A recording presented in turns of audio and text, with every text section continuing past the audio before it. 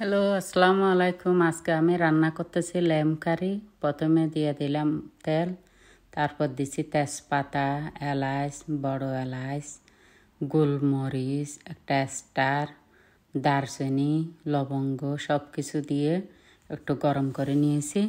তারপর আমি দিয়ে দিচ্ছি পেঁয়াজ কুচি। এখানে পেঁয়াজ দুটা বড় বড় পেঁয়াজকে কুচি করে দিছি। পেঁয়াজ কুচি করে ভাজা ভাজা করতেছিলাম, তার মাঝখানে লবণ দিছি। লবণ দিলে তাড়াতাড়ি ভাজা ভাজা হয়ে যায়। তারপর দিয়ে দিচ্ছি আদা, তারপরে দিয়ে দিলাম রসুন বাটা, আদা কুচি। আদা আমার বাটা ছিল না, জন্য কুচিয়ে দিছি। তারপর দিছি রসুন বাটা। সব কিছু দিয়ে ভালো করে মিশিয়ে নেব, যেন আদা রসুনের কাঁচা গন্ধটা চলে যায়। আজকের রান্নাটা অনেক মজা হয়েছে। এর আগে রান্না করছি আমি এরকম করে, ভাবলাম আজকে একটা রেসিপি করে আপনাদেরকে দিই। তারপর দিয়ে দিচ্ছি আমি টার্মারিক পাউডার। আগে দিলে হয় কি কালারটা খুবই সুন্দর হয়। তারপর দিয়ে আমি ভালো করে মিশিয়ে নিচ্ছি।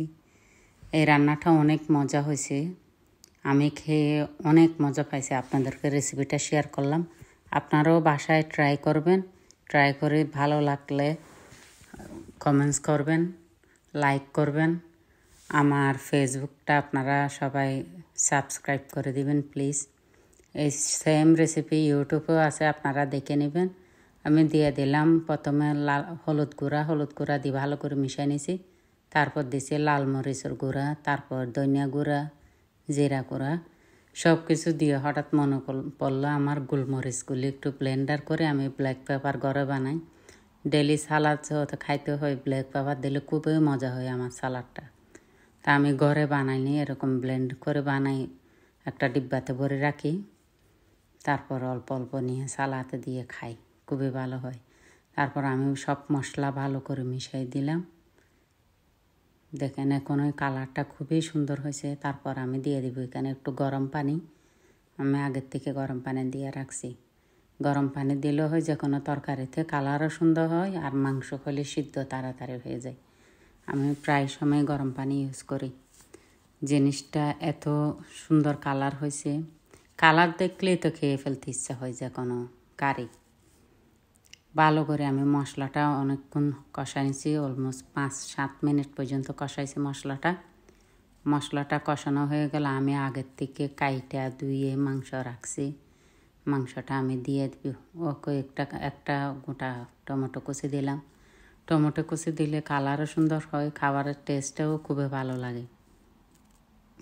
দেখুন এখন কি সুন্দর লাগতেছে।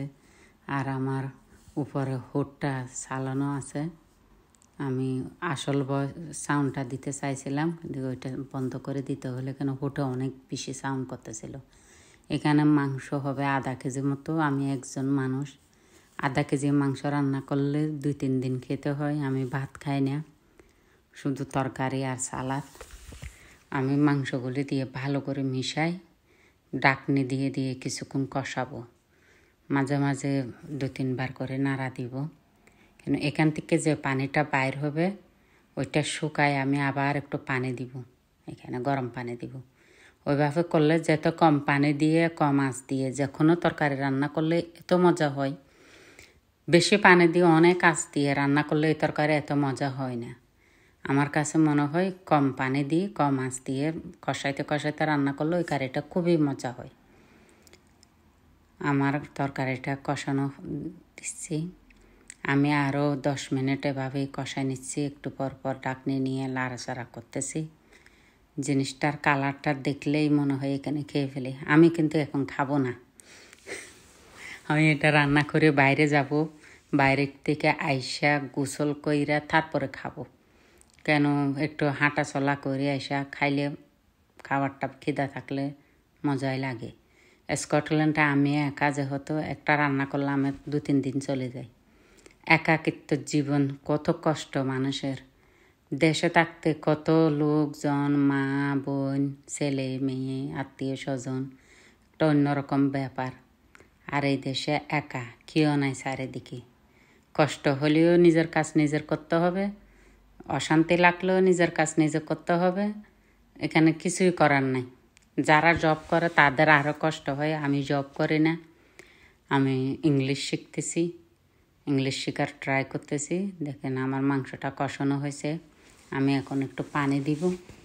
পানিটা দিয়ে গরম পানি দিয়ে রাখছিলাম আমি আগের থেকে। আমি দেখাচ্ছি পিছনের সিনারিটা খুবই সুন্দর। এখানে আমার কিচেনটা অনেক বড়, একদিন আপনারা দেখতে চাইলে আমি দেখাবো খুব সুন্দর করে। এখন অনেক সুন্দর লাগে, আমার নিজের কাছেই ভালো লাগে আমার কিচেনটা দেখলে। আমি পানিগুলো আরও শুকাই ফেলতেছি, কেন যখনই মাংস কষানো হয়ে যাবে মশলাটা ভিতরে ঢুকবে, তারপর মাংসটা খেতে অসম্ভব মজা লাগে। তার মাঝখানে আমি ভাবলাম একটা গ্রিন টি খাই। আমি কোন গ্রিন টিটা খাচ্ছি আপনাদেরকেও দেখাই দিলাম। এই গ্রিন টিটা খুবই ভালো, টেস্কো ব্র্যান্ড। আমার কাছে অনেক ভালো লাগে, আমি ডেলি একটা দুইটা খাই। সকালবেলা কফি, দুপুরে 1-2 বার গ্রিন টি, সন্ধ্যায় আর কাপ কফি। এই তো আমার সারাদিনের রুটিন। 2-3 দিন পর পর রান্না করে একবার, ওইটা আমি 2-3 দিন খাই। মাঝে মাঝে 1 মুঠ চাউল রান্না করি, 1 মুঠ ভাত রান্না করলে ওইটাও 2 দিন খাইতে হয়। একাকিত্ব যেমন জীবন যেমনই হয় আর কি। মাশাআল্লাহ, আশা করি অনেক ভালো আছি। আল্লাহ যেন এরকম ভালো রাখে, আপনাদেরকেও ভালো রাখে। আপনাদের জন্য দোয়া করি। এই রেসিপিটা আপনারা একদিন ট্রাই করবেন প্লিজ। ট্রাই না করলে বুঝবেন না কেমন হয়েছে, খেতে কেমন হয়েছে। এত মজা হয়েছে রেসিপিটা, আমি আপনাদের সাথে শেয়ার না করে পারলাম না।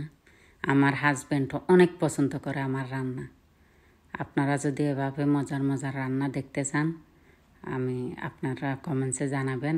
আমি আপনাদেরকে ভিডিও করে দিব, আপনারা ফলো করে রেসিপি বানাবেন। এখন আমি দিয়ে দিব একটু গরম মশলা। এই গরম মশলা বাজারের মশলা না, এটা আমি নিজে বানাই, বাংলাদেশ থেকে নিয়ে আসছি ইউকে। আমার কাছে নিজে মশলা বানাইলে এত ভালো লাগে, সুগন্ধিটাই অন্যরকম। নিজের হাতের গরম মশলা আর বাজারি মশলা অনেক ডিফারেন্ট, অনেক বেশ কম আছে। আমি মশলাটা দিয়ে আবার লাড়াচাড়া দিয়ে অনেকক্ষণ ঢাকনা দিয়ে আরও 5-7 মিনিট কষাই নিলাম। পানিটা যখন শুকা যাবে, আমি তার মাঝখানে কয়েকটা কাঁচামরিচ ফেরে নিছি আর ধনিয়া পাতা আমি আর একটু কষাই নিচ্ছি। এটা ঢাকনি নিয়ে তারপর ধনিয়া পাতা কাঁচামরিচ দিয়ে দিচ্ছি। দিয়ে ভালো করে উল্টায় পাল্টায় আবার একটু করে দিচ্ছি।